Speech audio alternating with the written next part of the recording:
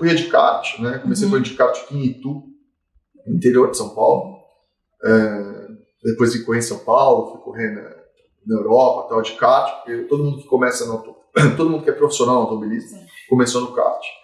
E o que eu vi na época era, obviamente, o Ayrton Senna, que era meu ídolo. Ele faleceu quando eu tinha 9 anos, e aquilo me marcou muito, né? O impacto dele. O Brasil ficou em luto durante 3 dias, né? Se olhar para trás e lembrar, foi uma coisa assim, parou o Brasil. Então foi algo muito marcante para o menino de 9 anos ver aquilo e falar, nossa, o automobilismo é muito maior do que eu imaginava, não é só um esporte, é algo que impacta a vida de muita gente. Então, naquele momento eu falei, bom, meu sonho é tentar ser piloto profissional, fazer o possível para tentar ser piloto, e ter um impacto que seja 1% do Ayrton Senna, já vai estar de excelente tamanho. Então, eu segui essa carreira, cheguei na Fórmula 1.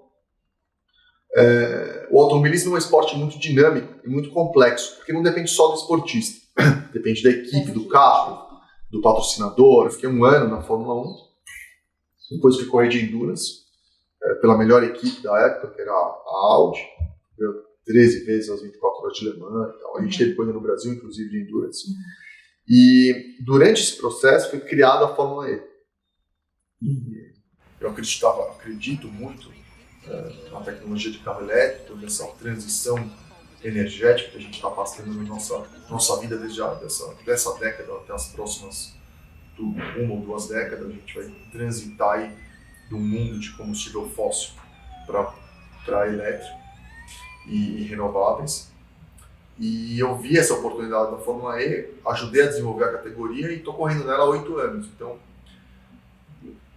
talvez eu estivesse no automobilismo se não existisse a Fórmula E, não sei, talvez estivesse na Stock Car hoje aqui no Brasil, não sei exatamente o que seria da minha carreira se a Fórmula E não existisse, mas eu apostei na Fórmula E, a Fórmula E cresceu muito e eu estou há 8 anos, né, eu e mais um piloto, só o Sam Burr, que é um inglês, só nós dois fizemos todas as corridas da categoria até agora. E eu sou recordista de pontos e pódios na categoria hoje. E isso é um resultado da minha dedicação realmente na categoria desde o dia zero, de tentar aprender. E acho que as memórias mais marcantes que eu tenho da Fórmula E foi sem dúvida essa primeira vitória. Primeira vitória na história de uma corrida de carro elétrico, então é muito, muito marcante. Obviamente, quando eu ganhei o campeonato no Canadá em 2017, foi o ponto alto da minha carreira, algo que eu lutei muito para conseguir, e consegui dentro de umas circunstâncias muito difíceis. Naquele ano, por exemplo, 2 corridas daquele ano eu tive que fazer com a perna quebrada. Não sabia que a perna estava quebrada, mas eu fazia um jogo de futebol uma semana antes da corrida, um jogo para caridade. Eu acabei tendo uma dividida e quebrou minha perna e estava doendo muito, mas eu tive que fazer as coisas do mesmo jeito, tomando o máximo de analgésico e fazendo o possível para conseguir fazer aquela corrida. E acabei fazendo 2 pódios e por causa daquilo depois fui ganhar o campeonato. Então foi algo muito... Foi um ano muito difícil, mas que eu acabei saindo por cima. Então, depois de 2 anos batendo na trave, na temporada 1 e 2, sempre ali entre os 3 primeiros, mas nunca concretizando mesmo o campeonato. E daí todas as vitórias, né? Eu tenho 12 vitórias na categoria e todas foram muito especiais. Você acaba lutando muito, cada uma é especial de um jeito. O automobilismo recebe 2 funções importantes nessa transição energética, ou na verdade qualquer desenvolvimento de tecnologia.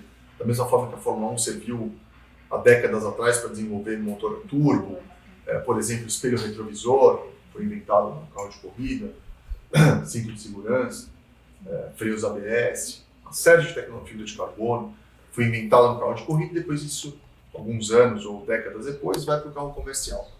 E os 2 propósitos da corrida são, o primeiro, para desenvolver realmente a tecnologia, E o segundo, para mostrar para a população, de uma forma eficaz e emotiva, o que essa tecnologia é capaz. A Fórmula E é um pouco diferente. Na Fórmula E, como a tecnologia está sendo desenvolvida agora, as montadoras que estão lá, a Audi, que estavam lá, né, a Audi, BMW, Mercedes, etc., Jaguar, Nissan, Porsche, elas estavam desenvolvendo realmente tecnologia que estão entrando agora nesses carros elétricos novos. Então serve dessas duas formas, para mostrar que o carro elétrico é rápido, que o carro elétrico consegue acelerar rápido, consegue ser recarregado rápido, consegue ter uma evolução muito grande e, ao mesmo tempo, usar essa tecnologia que a gente aprende para tentar ganhar a corrida, para transformar o carro em algo mais relevante nessa transição energética.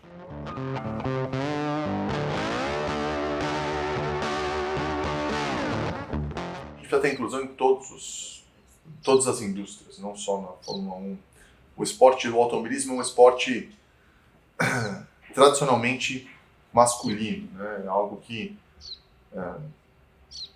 décadas atrás você nem imaginaria uma mulher pilotando ou fazendo parte, pouquíssimas mulheres fazendo parte de equipes. Isso está mudando aos poucos. Eu não acho que daí entra na segunda parte, eu não acho que é indo lá e levantando cartaz que isso vai mudar. Acho que vai mudar se você começar a criar educação de base e igualdade de oportunidade na base. Foi o que eu fiz, na verdade. Eu não fico vestindo camiseta de igualdade, mas o que a gente fez? A gente criou um campeonato mundial de patinete elétrico. Nessa última etapa ganhou uma mulher. E corre de igual para igual, homem e mulher. E ganhou a Sara, que é uma pilota de moto. E a gente vê uma técnica e uma capacidade de competição de igual para igual. Então, em vez de a gente ficar falando simplesmente, a gente criou uma categoria, investiu, trabalhou para realmente dar oportunidade de base num esporte completamente novo para todos que quiserem estar ali interessados.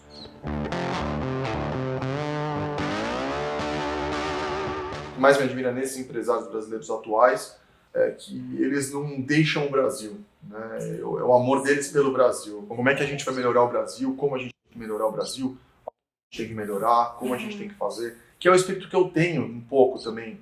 Eu faço meus investimentos aqui no Brasil, já criei mais de 6 empresas aqui no Brasil, fiz 208 bicicletas elétricas de nióbio, 100% brasileiras aqui entre 2017 e 2019.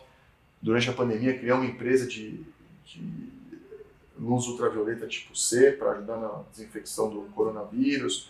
Levantei capital durante o coronavírus para comprar álcool gel quando ninguém ainda falava direito do coronavírus, em fevereiro de 2020. Então peguei uma fábrica, a gente montava as coisas, a gente doou para o Hospital das Clínicas, doou para o Einstein, doamos para a Prefeitura de Indaiatuba, para onde era a fábrica. A gente fez esse trabalho durante a pandemia, que eu estava com tempo livre.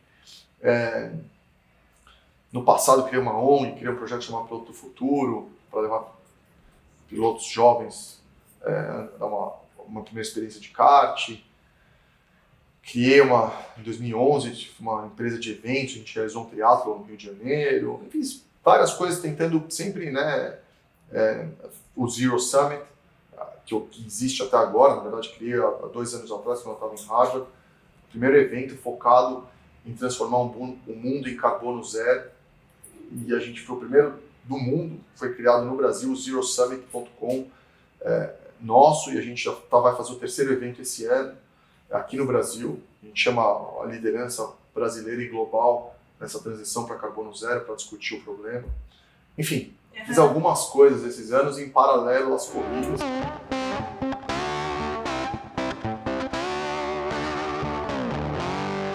É um problema que eu penso constantemente, como dividir meu tempo entre fazer as coisas que eu preciso fazer e o quanto eu consigo estimular meu filho para melhorar a capacidade dele.